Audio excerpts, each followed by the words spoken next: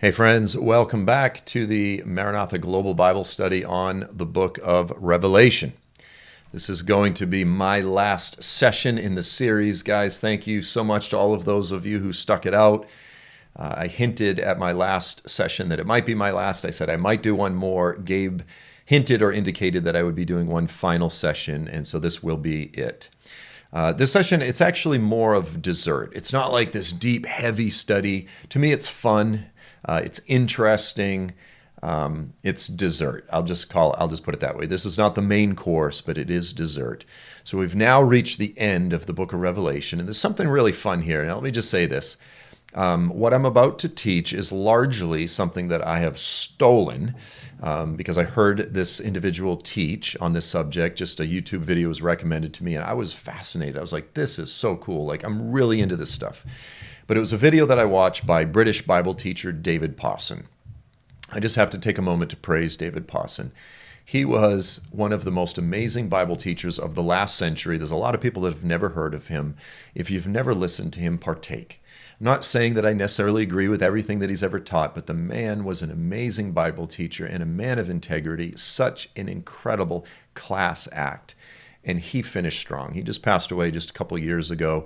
He finished strong, and he's really a great example for all of us to look to and to imitate. Lord, let me finish strong, like David Pawson. Okay, so the title of this session is the Miraculous Stones of the New Jerusalem. So we're going to be talking a bit about, yes, the foundation stones of the New Jerusalem.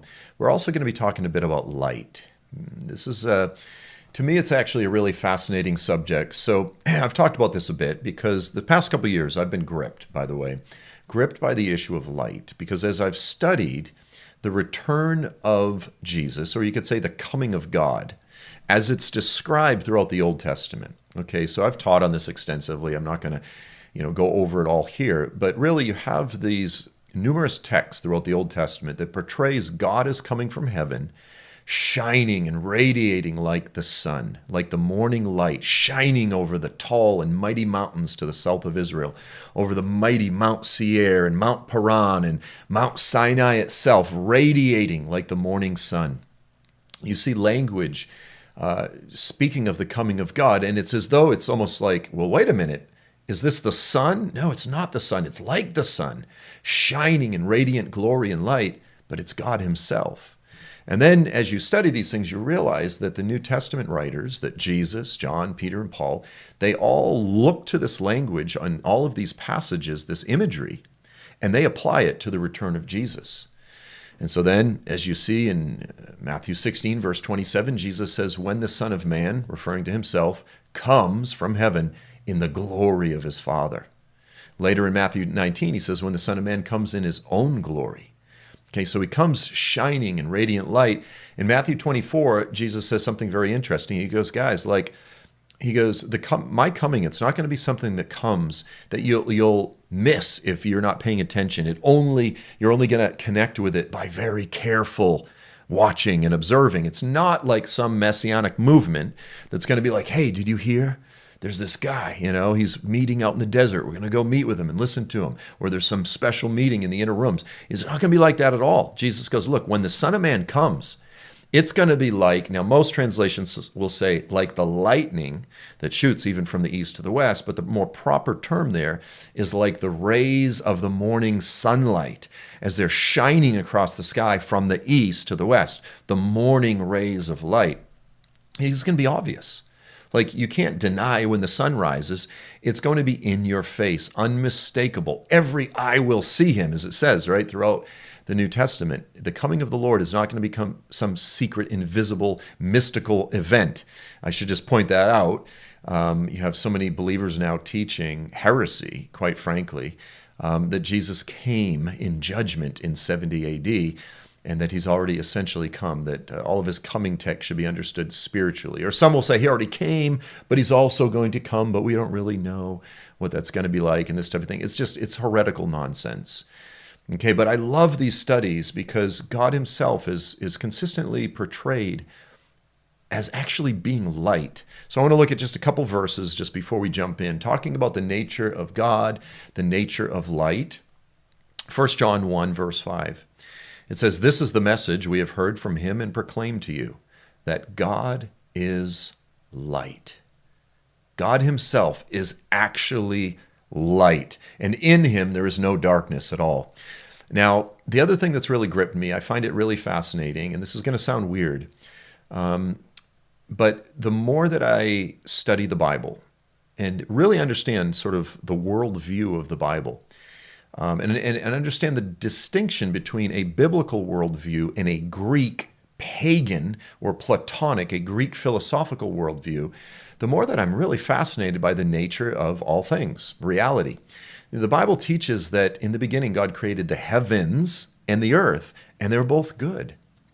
And the Bible goes on to describe both as being a place of both physicality, okay, substance, and spirituality. So the earth, where we live, it's a place of physicality. There's substance. There's materiality. Okay, we have bodies. We're not just ghosts. We're not just mirages. You don't just put your hand through us. But there's also very real spiritual realities to this current earth. Well, likewise, according to the Bible, heaven, the heavens, are also a place of physicality. There's furniture there. There's noises. When angels or God come down, they eat food. They get in fights with Jacob. God wrestles with Jacob. They appear to people. We see, Hagar says, "I've now seen with my eyes the one who sees me." Again, they eat food. God and the two men that were with the Lord ate with Abraham. Okay, Jesus, after he came back in his glorified, resurrected body, ate food, enjoyed flavors. So there's a physical, and let me just say this. When God and the angels, they don't just temporarily take on materiality. Okay, there's physics to it. There's actually scientific laws that we simply don't understand. We don't understand the physics of it.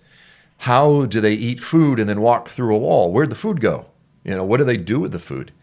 Do they, are we going to go to the bathroom in the age to come? I hope not. That's disgusting. I think we're going to convert it into raw energy and put it into our Teslas. I think that's what's going to happen during the millennium. No, but the point is we don't know, we don't understand. And sometimes it is fun. Sorry for talking about weird things, but it is fun sometimes to get lost in these things. But there is a very real materiality. And in fact, I'll even say this. When you look at some of these Marvel or DC comic book films, some of these beings in the films like Thor or, even Superman, yes, they're aliens, but it's like they're so powerful. They're almost like gods. And biblically speaking, the Bible almost teaches a worldview that's similar to some of these comic book worldviews, which is that you have God. Of course, he's the supreme creator of all things. He's, from him are all things. He's before all things, etc., etc. However, he also did create all kinds of creatures, and they're very real. And they do interact with us, and they can actually enter our realm. We see it throughout the Bible. Angels appear. They do things. They're responsible for destroying Sodom and Gomorrah. All sorts of different things. And then, boom. So are they just faster than the speed of light, or they function on some completely different rules altogether? But I believe that there are very real, scientific, measurable, whatever it be, rays or wavelengths or particles. Again, we don't understand the physics of it. I've talked about this before. When power was released from heaven to raise Jesus from the dead, the earth shook, okay? The rocks and the dirt were not overcome with emotion.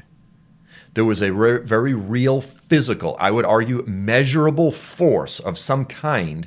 Again, whether it's some type of, microwaves or, something like way beyond. But this power, I'm sure it was not microwaves, released to raise a body from the dead unto immortality. It shakes the earth, which is why at the general day of resurrection, when millions upon millions of bodies are raised unto immortality, the entire earth will experience the most unparalleled earthquake in the history of mankind. And the Bible describes that in great detail. Okay, so I'm fascinated by the physics of the Bible and heaven and how it intersects with the earth and all of these things. And I'm fascinated by the fact that God is referred to as light, that he actually is light. The Bible only, it only says a couple times. One place it says he is spirit. What does the Bible mean by that? One time it says he's light. One time it says he is love.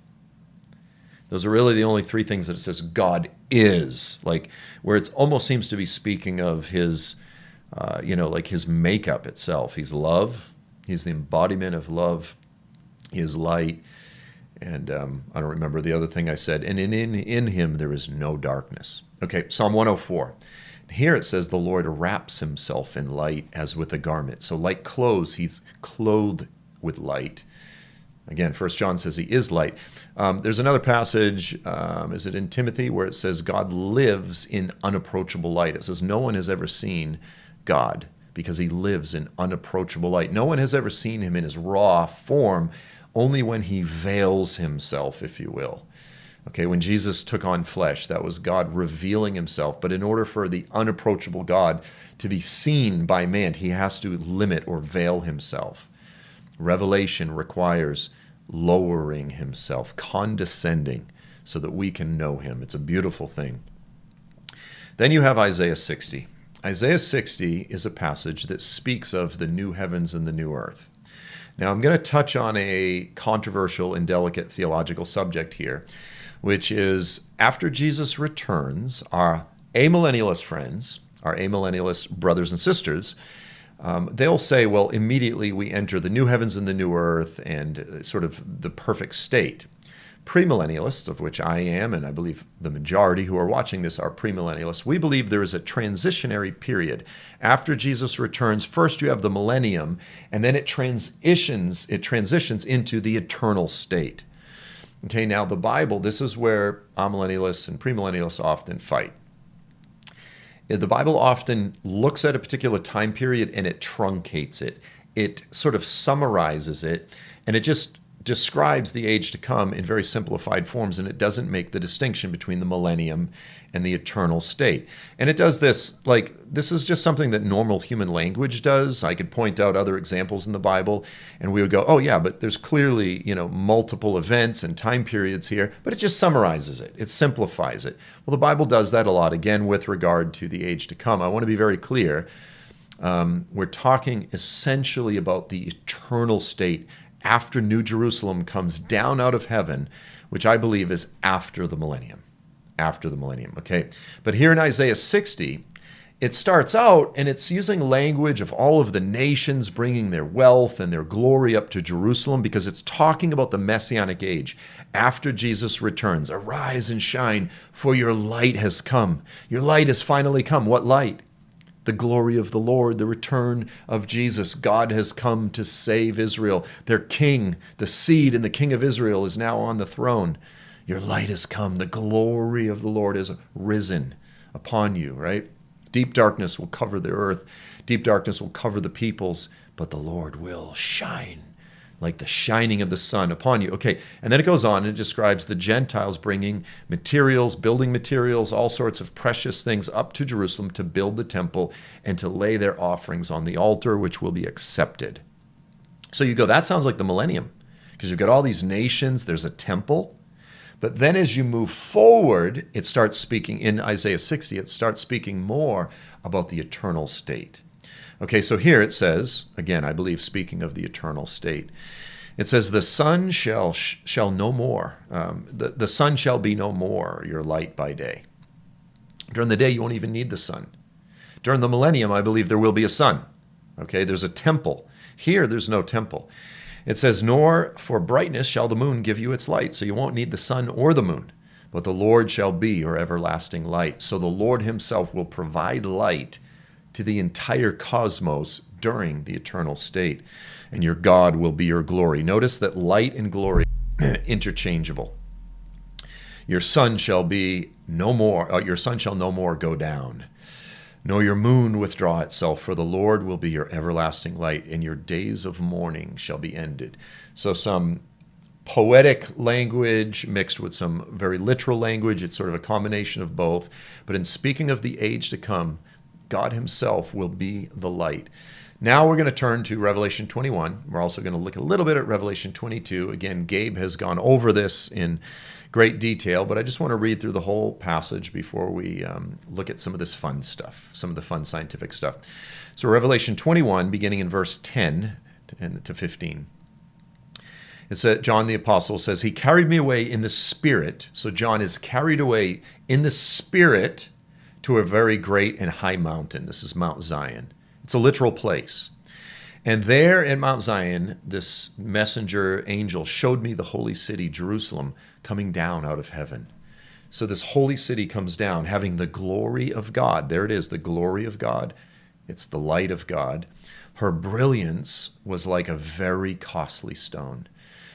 There are many, many, many different types of light. When you start getting into film and recording, you start quickly realizing light is huge. Right now, I'm surrounded by a couple that you can't see, a couple of these LED banks. They're really, I get some horrible lights. LED banks with some diffusers. You know, if I had just like a fluorescent light or an incandescent light, the different colors of light, how diffused it is, all of these things, it makes such a huge difference. It makes a huge difference. There are so many. Just like this, you go like, do you like to eat cucumbers and tomatoes and yogurt? You go, it's okay. What if you're sitting outside under the Mediterranean sun? Then you're like, oh, then it's delicious. How is it in Iowa? In Iowa, I don't really eat it. But when I'm in the Mediterranean, I could eat it every day. Well, I don't understand how the sun in Italy is different than it is in Norway, et cetera, et cetera. Like light, there are so many different forms of light. Here, it talks about the New Jerusalem. It says her brilliance was of this very distinct type of light. Very costly stones. And we don't know what it means. This is John trying to describe something that's just mind-breaking. As a stone of crystal clear jasper. It had a great and high wall. So it has this great high wall with 12 gates. And at the gates, 12 angels. So you've got this massive angel essentially guarding or positioned at each of the 12 gates. And names were written on them, which are the names of the 12 tribes of the sons of Israel. Now, our supersessionist brothers and sisters, replacement theology, friends in the church, you know, they teach that the age to come won't have any distinctly Jewish characteristics because God's done with national Israel. He's now gone universal. It's now for every tongue, tribe, people, and nation. And I go, yes, it is. But Israel has maintained her unique ethnic national identity. And the age to come has very distinctly Jewish characteristics. As we see here, the 12 tribes of Israel, for eternity, their names are written on the 12 gates of Jerusalem. And it says there were 3 gates on the east, 3 gates on the north, 3 on the south, 3 on the west. Okay, so it's a 4-sided building. Now, interestingly, let me just say this, and I've made this point before. A lot of the pictures that you'll see online, on Google, etc., they portray the New Jerusalem as a cube. As a cube, you know. I actually believe it's pyramidal in its form. Okay, so 4-sided pyramid. I'm not sure what the technical term for that is. And it says, and the wall of the city had 12 foundation stones. So not only are there 12 gates, there's also 12 foundation stones. And on them were the 12 names of the 12 apostles of the Lamb. So the 12 apostles for eternity will have their names on the foundation stones of the New Jerusalem. And the one who spoke with me had a gold measuring rod, super cool, some special measuring rod made out of gold to measure the city, its gates, and its walls. Verse 16, the city is laid out as a square, and its length is as great as its width, so equal. And he measured the city. Its length is as great as its width. And he measured the city with a rod 1,500 miles. Here it is. Its length and its width and its height are all equal. So the length of one of the sides is also the height. In which case, again, you could say it's a cube, or it could be a type of a pyramidal city, which in my opinion, there's some really solid biblical reasons to argue that it's a pyramid-shaped. In fact, there's good arguments to be made that there was a pyramid-shaped temple in Eden itself. We won't get into that right now, but these are the fun sort of peripheral issues in Scripture that are really, like I said, dessert. They're fun, they're fascinating. It's not the main course, but they are fun to talk about. The foundation stones of the city were adorned with every kind of precious stone. So gems and jewels and precious stones.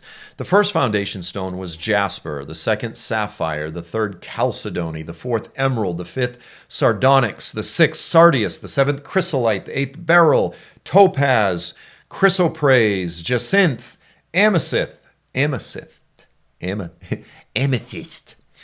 That was Mike Tyson's favorite. It's actually, no, I'm just joking. All right. And the 12 gates were 12 pearls. So the 12 gates are pearls, and then there's all these precious stones on the foundation stones. Each one of the gates was a single pearl, and the street of the city was pure gold, like transparent glass. The street of the city, it's pure gold, but it's like transparent glass. That's a tough one. I saw no temple in it. So here there's no temple. Again, the eternal state. He says, I saw no temple in it, for the Lord God Almighty and the Lamb are its temple. God is the temple. And the city had no need of the sun or of the moon to shine on it, for the glory of God, the light of God, will illuminate the city, and its lamp is the Lamb. Jesus is the light of the eternal state. It's a beautiful thing. The nations will walk by its light, and the kings of the earth will bring their glory into it. In the daytime, for there will be no night there, its gates will never be closed, and they will bring the glory and the honor of the nations into it. Nothing unclean, and no one who practices abominations or lying. This is a side note. No one who practices abominations or liars shall ever enter into it. Only those whose names are written in the Lamb's book of life. Liars will not enter the eternal state. Elsewhere it says outside are the cowards and the dogs. It's amazing that it lists cowardice right up there with sorcery and murder and idolatry and all of these things. One final verse, Revelation 22, verse 5. It says, and night will be no more. There'll no longer be night. They will need no light of the lamp or of the sun, for the Lord God will be their light, and they will reign forever and ever. Okay, so much emphasis on gems and precious stones and light. Now remember, this was written 2,000 years ago. We're talking about science, we're talking about wavelengths, particles, light, all of these different things, physics. And there was such an incredible limitation of understanding back then compared to what we have now. Now, I know some people out there will be like, no, they actually had all kinds of ancient science and they knew how to do things that we have no idea. How do you think they built the pyramids, alien technology, and all kinds of stuff like that? I am convinced that, yes, they may have had some technology, but we have way more understanding. I'm sorry, they didn't have LCD crystal, ultra high definition TVs back then, where you actually have flexible, just like the nature of silicon microchip processing technology and computers. They didn't have smartphones back then and, all of these things, okay? They had some technology, but we have far better understanding and technology today. So let's talk about light a little bit. Now, again, forgive me if you hate science, but I find it all, as I said, fascinating. Now, light, so here right now, I've got light coming off of these two banks. Light is both particles and also wavelengths. They come in waves and also particles. I'm going to put up a picture here. So your average light bulb, incandescent or nowadays LED, it's going to give off a broad range of all sorts of crazy wavelengths or light waves. And these wavelengths are very erratic. They're not consistent. They're not straight light. They're bouncing. Each wave is different in its length from it, the previous wave, and all of these different things. It's just sort of crazy. Most light, the majority of light, is pretty not fragmented, but just inconsistent, if you will. Now, there's a term called coherent light. It's kind of a strange term to me, actually, but coherent light is light that is made up of photons. So photons, particles, wavelengths, again, things I can't see, things that I don't totally understand. I know some of you science nerds out there understand it completely. But light that is made up of photons that are all the same wavelengths, okay? So you could have, one wavelength, it's further apart and different heights and all, but if it's consistent, wavelengths. So each wave is just repeats the one before. It's the same height. They're the same distance from one to the other. That's called coherent light. And that is the type of light such as lasers. Now, again, we didn't have lasers 2,000 years ago. We have lasers now. You can buy lasers, by the way, up to, I want to say, like, I forget the most expensive one you can buy. You can spend like, $1,000, $1,500 on a laser, like a laser pointer that you can buy. You can burn stuff. If you just shot it in someone's eye, they're done. They're blind for life. You go outside at night and shine it, and literally looks like you can touch the stars. Like, some of these lasers are so powerful, you're supposed to put on protective glasses, even if you're just playing with it. Like, we have created some amazing lasers, even for consumers nowadays. But lasers, laser photons, the wavelengths, the light wavelengths that are given off by lasers, are very consistent. They give off coherent light, okay? So photons produced by lasers have the same wavelength, so the distance from one wave to the next one, the same amplitude or height, so it's not like one goes up here and then it's short. They're all of the same height, and they're straight. Okay, so lasers give off a very straight type of light. So again, if we're trying to use a visual imagery here, you've got the laser. I just got a laser pointer. The wavelengths are all equal. Incandescent light is just chaotic, sporadic, and much different, far less straight or coherent, if you will, than laser light. Okay, now polarized filters. Again, we're just talking about light. You put on polarized sunglasses. Think of these lenses or these filters as essentially like, like a fence, just a bunch of vertical deals. Now, the light is still going to pass through it, but you're going to block out a lot of the rays that go this way. If they're all straight, they'll pass through these filters, but if they're going side to side, they're going to be filtered out. So I've just got a picture here. I mean, I know you've all tried on polarized sunglasses. You could be out in like the bright sun, especially when I'm in a place like Saudi Arabia, and it's just everything. It's just light. You put that on, all of a sudden the ocean has color. You can see below the waves because certain wavelengths of light are blocked out. Now your eyes see something completely different. Now what's interesting is if you cross polarized filters, so if they go in one direction. So let's say they're going this way and then you go that way, then you really limit the type of light that can pass through. It becomes a very significant filter. So you've got two different types of materials. Now obviously there's a million different types of all sorts of materials, but two different terms that are used to categorize essentially everything is isotropic or anisotropic. Okay, these are just terms that scientists use. Isotropic is like, for example, the piece of wood on this table that I'm using right now. Okay, this piece of wood is isotropic. It's made up of molecules and such they're clustered so that you cannot see through it. It's not transparent. But then you have things that are anisotropic, and they're made up of, let's say, crystals or fibers or any type of material that are basically straight, and light can pass through anisotropic material.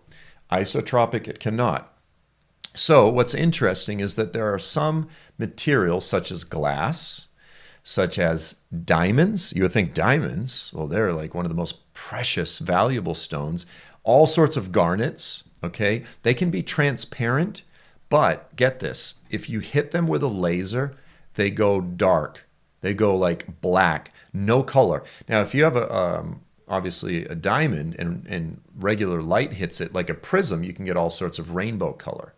If you hit it with pure light, with coherent light, with a laser, it goes dark. Okay, and that is isotropic. Okay, so diamonds are isotropic, but there are all kinds of other gems and things, and some of them are magnificent and beautiful, some, not so much. But when you hit them with a laser, suddenly they turn into rainbows and they give off all kinds of colors and all kinds of crazy, beautiful, magnificent, psychedelic, I'm just going to use that term, psychedelic things start happening. Okay, so let's just look at a few of these.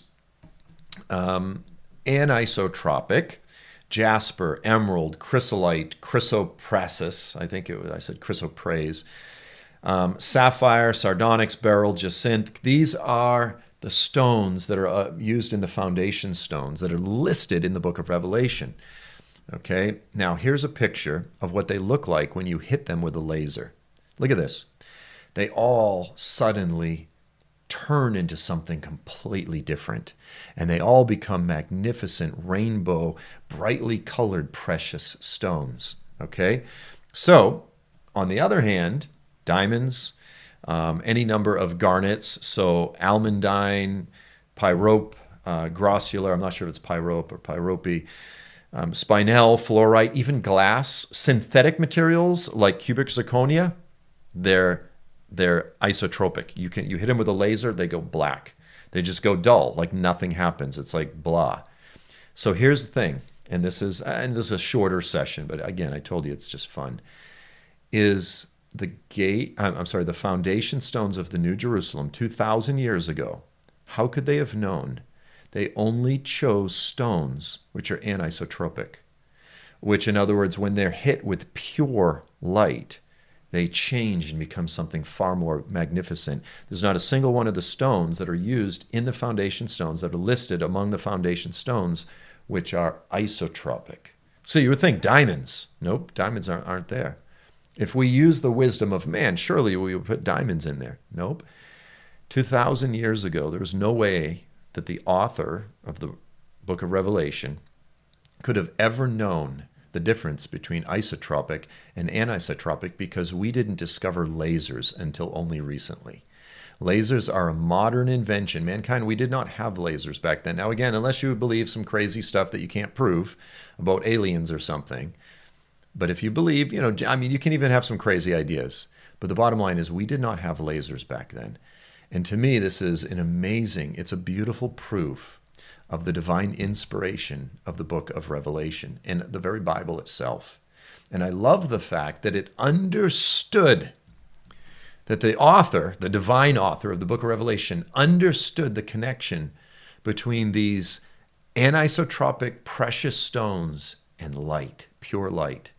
That, when you read the chapter, when you read the description of the New Jerusalem, it's saturated with imagery and language talking about God being the light, and you don't need the sun anymore because God and the Lamb are the light, and there's no temple, and these type of things. And throughout the scriptures, God is described as being a pure form of light. When the veil is lifted, what is it? What does the human eye see? They go, Jesus, his robes turned into, it's like lightning. Bright light, like you couldn't even look at it. Moses' face begins to glow. There's something about light. Again, when we're dealing with physics, and it's the fastest, in terms of speed, light is the fastest. And all of these things, we're touching something very close to the divine itself. And I just love the fact that God, he puts these little hints, he puts these little Easter eggs, if you will, in the scriptures, so that later, thousands of years later, as mankind's knowledge expands, we look and we go, you were winking at us 2,000 years ago, waiting for 2,000 years later until we discover lasers and discover the difference between isotropic and anisotropic. And then you go, hey, by the way, I wrote that. And there's something really beautiful there. So I don't know exactly what the New Jerusalem will look like. I don't think we can even begin to we can try to imagine it, but I don't think we'll ever fully be able to envision it until we actually see it with our eyes in our glorified, resurrected bodies. This is our inheritance. These are the things that we are foregoing the temporal pleasures of this age now in order that we can be citizens of this future eternal city. So I've just got a few pictures here. This is from an old carpet, I believe, or it's like a wall hanging. Medieval period, just a picture of John looking. It just looks like a castle type of city, a fortified city, and that's intended to be the New Jerusalem. But with AI these days, I was able to just kind of create a few, I know they all look like sensational, but a mighty city that is also sort of pyramidal in its structure or form, that includes all of the magnificent colors. And again, this doesn't even begin to do it justice. Another picture here that portrays this magnificent New Jerusalem, this city that will also, as I said, I believe will be pyramidal in its shape, that it itself is actually the temple because God is there. And it's just emanating radiant light. It's something that we can't even begin to wrap our heads around. And so just as a good verse, as I was thinking what would be the perfect verse just to sort of wrap this all up, 1 Corinthians 2, verse 9. This is Paul appealing to us all to remember, to meditate upon the things which lie ahead for us, our inheritance in the future, the things that we are laying down our lives for now. He says, things which eye has not seen, and ear has not heard, and which have not entered the heart of man. He goes, this is beyond your ability to comprehend, to envision. You've never heard anything so magnificent. You haven't even fathomed something like this in your heart. He says, all that God has prepared for those who love him. Friends, I believe that if you've stuck it out this long, that you love God.